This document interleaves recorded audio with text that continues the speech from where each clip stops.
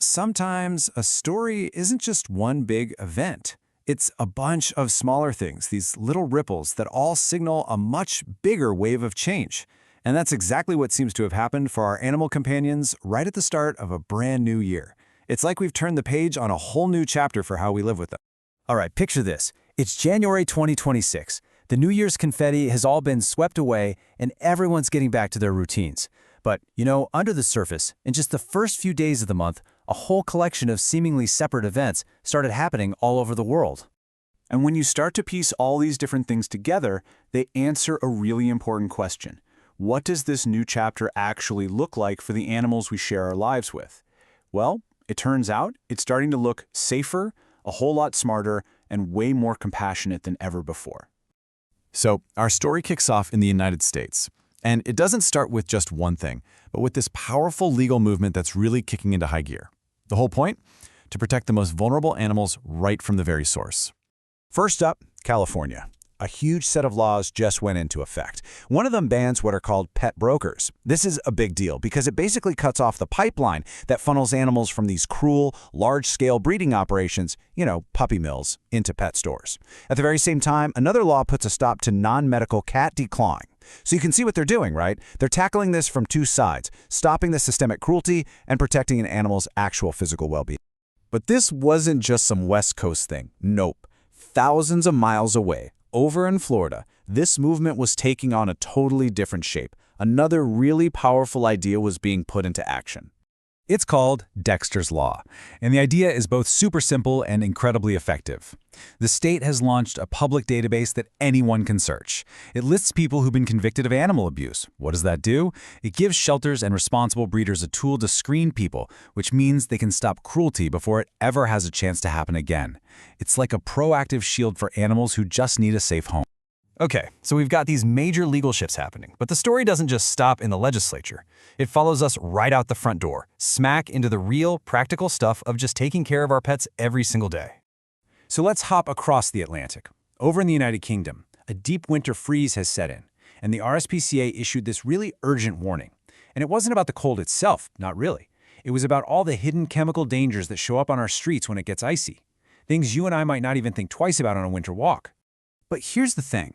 The solutions to these pretty serious risks are, well, they're surprisingly simple. The two biggest threats are road salt, which can burn a pet's paws or poison them if they lick it off, and antifreeze.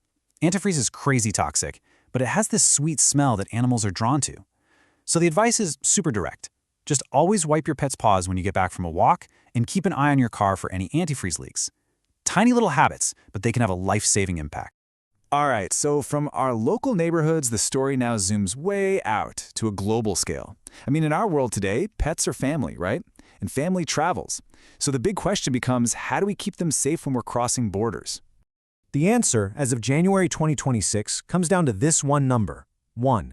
For the very first time, the International Air Transport Association, that's IATA, has rolled out a single, unified set of rules for flying with pets. This is huge because it replaces this messy, confusing patchwork of different rules for every airline with one clear, global standard for everyone. And this new standard rethinks the whole trip.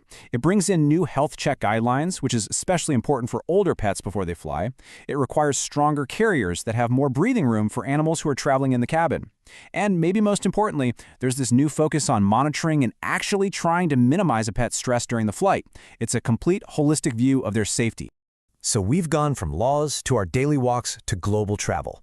The final piece of this whole story brings us right back into the most personal space of all, our own homes. And this is where technology is starting a revolution in proactive pet care. Get this. The retail giant Petco just unveiled its first new products for 2026, and they really signal where things are going. On one side, you've got a cat litter that can actually detect pH changes in urine. This gives owners a super early warning about potential health problems. And on the other side, an AI-powered pet bed that can sense when a pet is anxious and then actively cancels out noise from things like fireworks. We're not just talking about fun gadgets here. This is about using tech for preventative medicine and psychological support. So let's step back for a second. We've looked at laws, daily safety, global standards, and home technology. And all of it happened in the same week. So what does it all mean when you put all the pieces together? It means that the first week of January 2026 was this quiet but really significant turning point. The story that it tells is that there's a fundamental shift happening. Our laws are getting way tougher on cruelty. Our communities are getting smarter about preventing it. Our daily routines are becoming more aware of hidden dangers. Our world is getting smaller and safer for our animal friends. And our homes are turning into these hubs of proactive health and well-being. Every single one of these ripples points to a deeper, more thoughtful, and more integrated relationship between people and animals. We are actively rewriting the rules of how we live together. And that, of course, leaves us with one big question to think about. What comes next?